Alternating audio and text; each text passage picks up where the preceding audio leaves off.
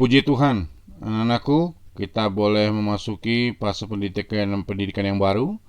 Kita bersyukur kalian boleh masuki pembelajaran di kelas 8, dan semua itu karena kebaikan dan kemurahan Tuhan. Mari sebelum kita mulai pembelajaran kita berdoa. Bapa kami di dalam surga, kami bersyukur kami boleh hadir dalam situasi kondisi pandemi COVID ini. Tetapi kami tetap bersyukur Tuhan, karena Tuhan selalu memberikan yang terbaik dalam kehidupan kami, memberkati keluarga kami, menolong kami untuk melewati masa fase pandemi COVID yang tidak mudah ini. Kami berdoa biar Tuhan boleh menolong kami selama proses pembelajaran tahun 2020-2021 ini. Tetap diberikan hikmat Tuhan, kesabaran yang datang daripada Tuhan, sehingga kami boleh belajar untuk memahami rencana Tuhan di dalam kehidupan kami. Kami menyerahkan pembelajaran kami ke dalam tangan-Mu, di dalam nama Tuhan Yesus, Tuhan dan Juru Selamat kami yang hidup. Amin. Anak-anakku terkasih dalam Tuhan, kita bersyukur karena semua itu kebaikan Tuhan dalam kehidupan kita. Hari ini kita akan belajar membahas tentang apa itu pengharapan.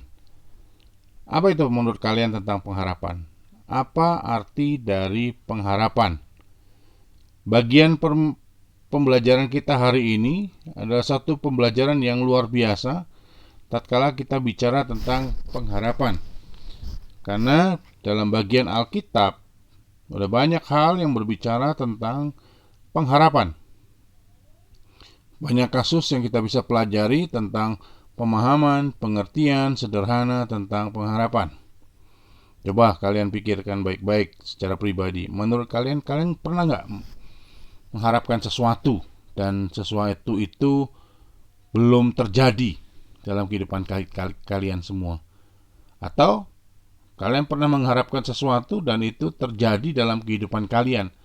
Ketika kalian berdoa di rumah mengharapkan sesuatu, dan Tuhan dalam kedaulatannya menjawab semua yang kalian doakan. Nah, aku terkasih dalam Tuhan, ketika kita bicara tentang pengharapan, maka kita tidak bisa lepas dengan pembelajaran yang sebelumnya ketika kita bicara tentang iman. Karena iman mendorong kita percaya bahwa apa yang kita harapkan itu akan terjadi di dalamnya. Dan kita percaya bahwa melalui imanlah kita boleh memiliki pengharapan yang kuat.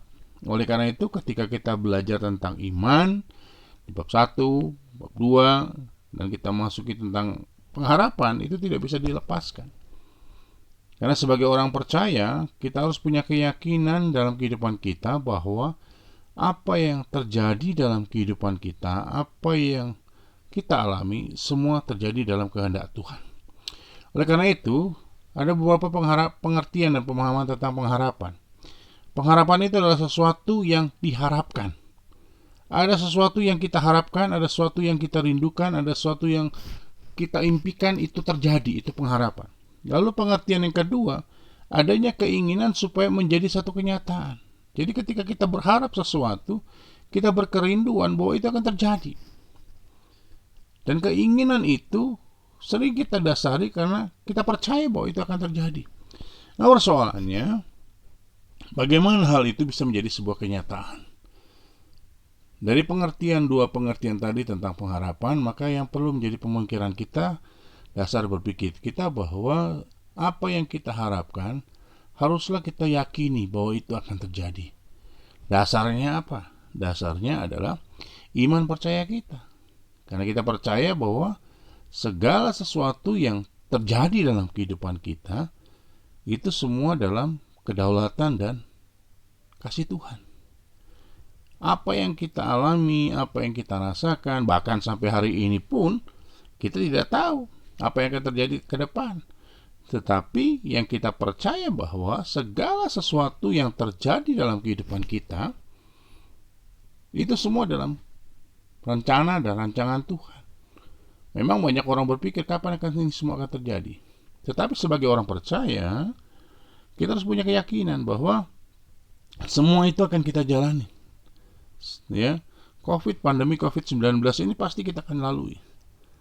Pernah nggak kalian berpikir, ketika kita berpikir tentang sampai dari bulan Maret sampai dengan hari ini, kok pernah nggak kita menghitung semua yang tidak pernah kita pikirkan itu terjadi dalam kehidupan kita. Mungkin suatu saat kalian pernah mengalami kesulitan tentang sesuatu, keuangan, kesulitan untuk belajar dengan konsentrasi, tetapi semuanya bisa dilewati sehingga kalian bisa naik kelas, walaupun dalam proses pembelajaran PJJ yang lama. Nah, itu semua yang kita alami, semua yang kita jalanin, itu di dalamnya kita harus yakini bahwa Tuhan ada di dalamnya. Nah, sebagai orang percaya kita harus memiliki itu. Pengharapan di dalam Kristus akan selalu memberikan kita kemenangan.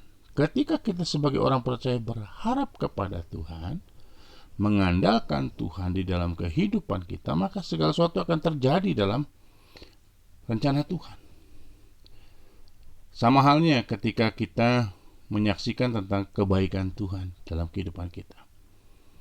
Ya, satu kali kalau kita bicara tentang pengharapan, maka tidak lepas dari sebuah kehidupan yang nyata dalam kehidupan kita. Oleh karena itu, menurut Alkitab, pengharapan itu apa?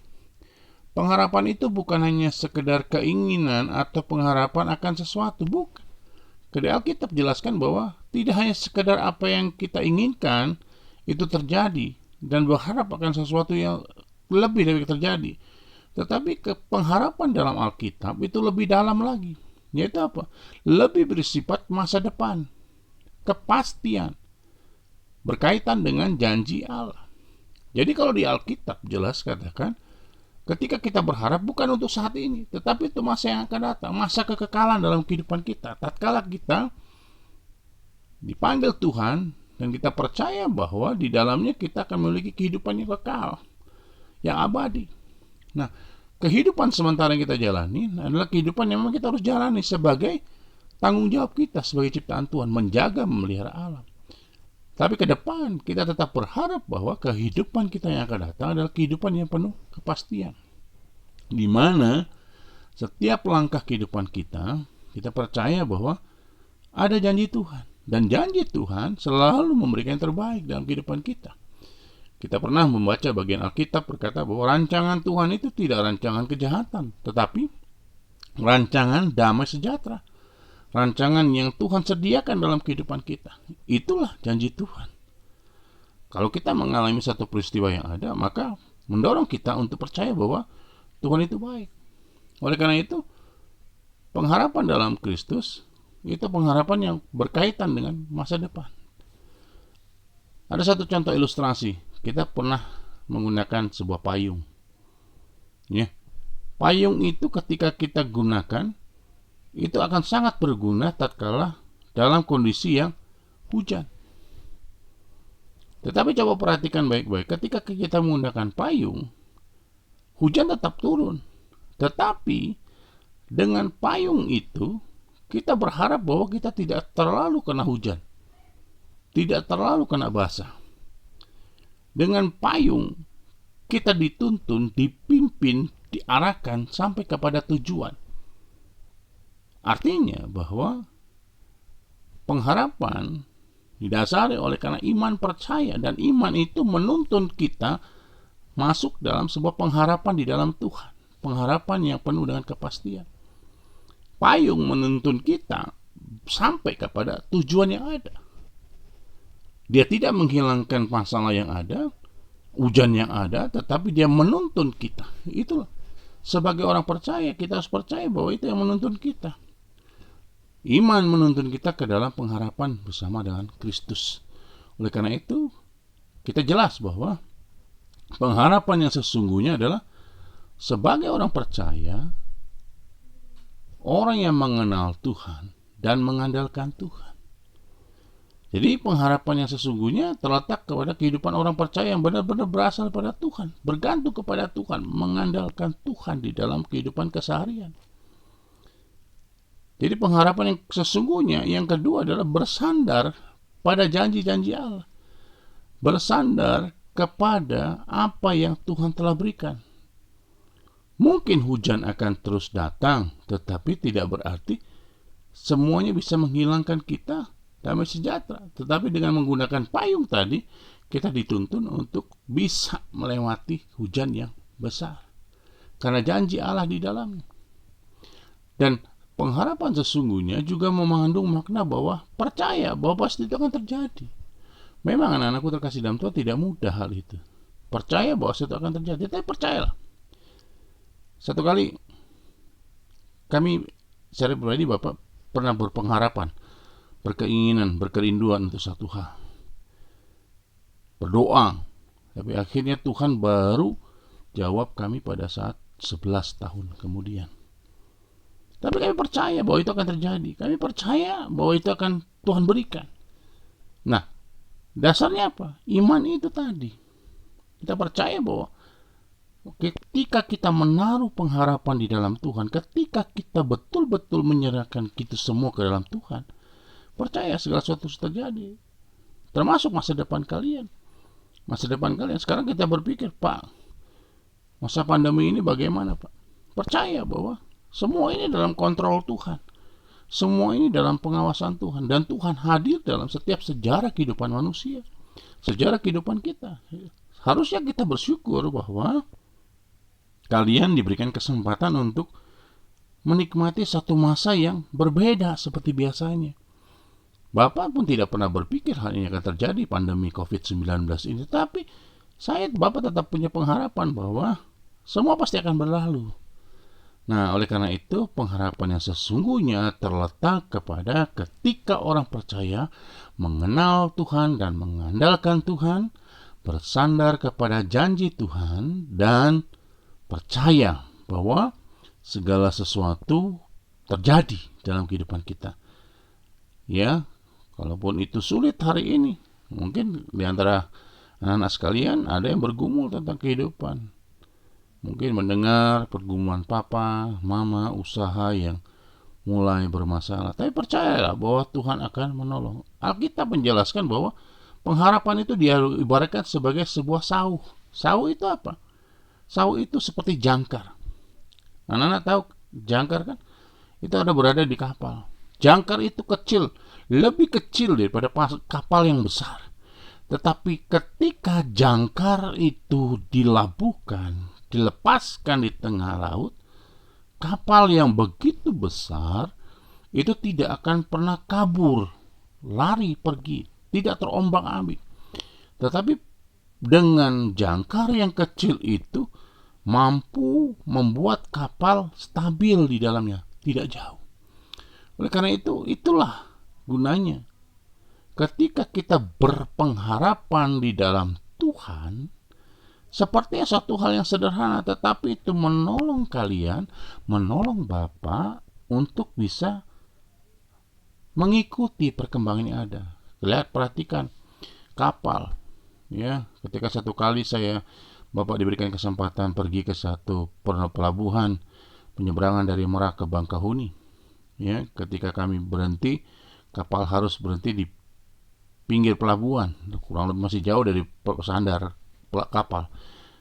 Kapal melepaskan jangkar untuk menahan itu.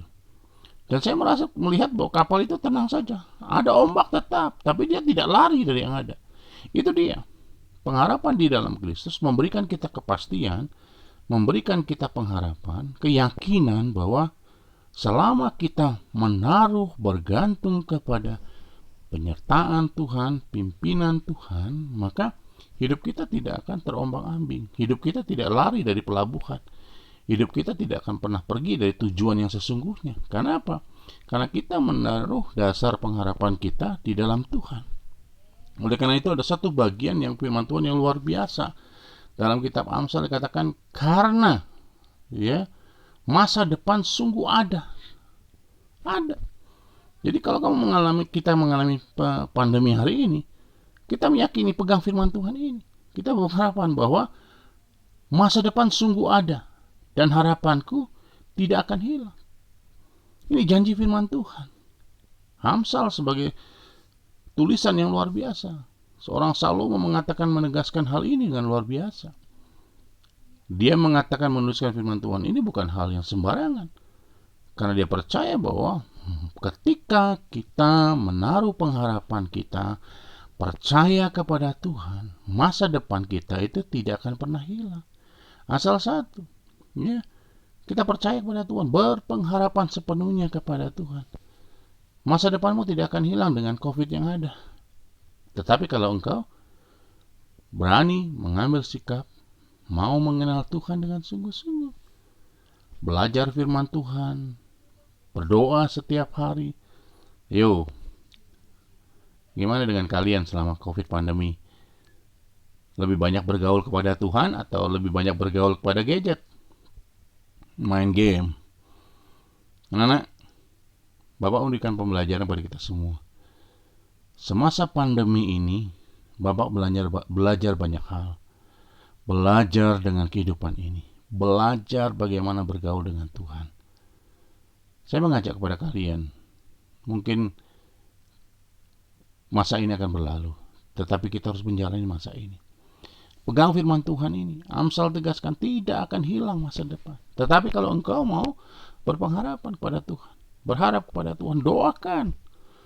Coba kalian bersama-sama berdoa di dalam. Oleh karena itu, pengharapan di dalam Kristus itu pengharapan yang bukan impian. Bukannya sekedar mimpi, angan-angan. Tetapi pengharapan meletakkan semuanya pada iman kepada Tuhan bahwa itu akan terjadi. Jadi kalau hari ini kita mengalami pandemi, kita berharap, percaya bahwa itu akan selesai. Dan kita percaya bahwa masa depan kita tidak akan hilang. Mari anak-anak, taruhlah pengharapanmu kepada Tuhan. Doakan. Coba sekarang kalian tulis pokok doa di rumah dengan buku kecil atau kata selembar, selipkan di Alkitab. Tulis pokok doa. Saya berdoa untuk orang tua saya yang mungkin ada yang sakit. Saya berdoa untuk orang tua saya, papa mama saya yang bekerja. Saya berdoa supaya usaha papa mama saya bangkit lagi. Saya berdoa supaya saya diberikan pengajaran untuk bisa mampu beradaptasi dengan new normal ini. Ya, percaya. Nah, kita doakan, semua berdoa, berharap, berseru kepada Tuhan. Pastilah semua akan terjadi. Ya, semua terjadi karena kebaikan Tuhan. Oleh karena itu, kita bersyukur untuk pertemuan hari ini. Mari kita bersama-sama berdoa mengakhiri pertemuan pada hari ini. Bapa di surga, terima kasih Tuhan untuk pertemuan hari ini. Engkau memberikan kami pengajaran, pembelajaran bagaimana hidup berpengharapan kepadamu Tuhan. Di tengah-tengah COVID pandemi ini, ajar kami Tuhan untuk belajar memahami rencana Tuhan dalam hidup kami dan menaruh pengharapan kami kepada Tuhan. Karena pengharapan kepadamu tidak akan pernah sia-sia. Terima kasih Tuhan. Dalam nama Tuhan Yesus kami berdoa. Amin. Anak-anakku terkasih dalam Tuhan, percayalah ketika engkau menaruh pengharapan di dalam Tuhan, Tuhan akan menolong kita. Tuhan akan memampukan kita. Karena kita percaya kita adalah umat pilihan Allah. Kita berharga di mata Tuhan. Oleh karena itu, jangan menaruh pengharapan di luar Tuhan. Berharaplah kepada Tuhan. Tuhan Yesus memberkati.